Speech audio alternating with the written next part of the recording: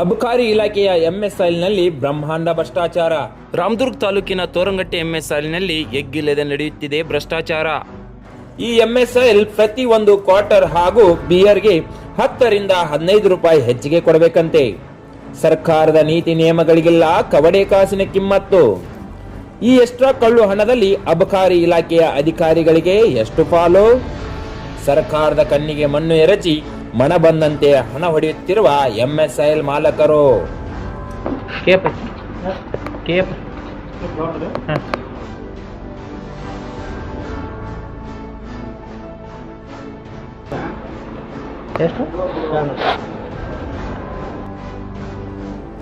ಸರ್ಕಾರದ ನೀತಿ ನಿಯಮಗಳಿಗಿಲ್ಲ ಕವಡೆ ಕಾಸಿನ ಕಿಮ್ಮತ್ತು.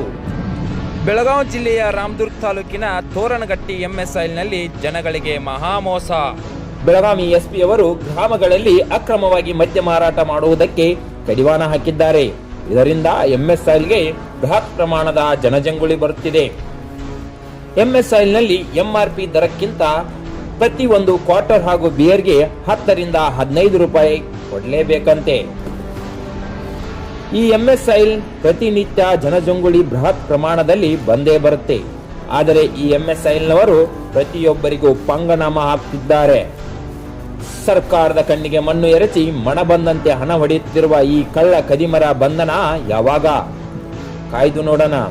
ಈ ಎಕ್ಸ್ಟ್ರಾ ಕಳ್ಳು ಹಣದಲ್ಲಿ ಅಬಕಾರಿ ಇಲಾಖೆಯ ಅಧಿಕಾರಿಗಳಿಗೆ ಪಾಲೆಷ್ಟು?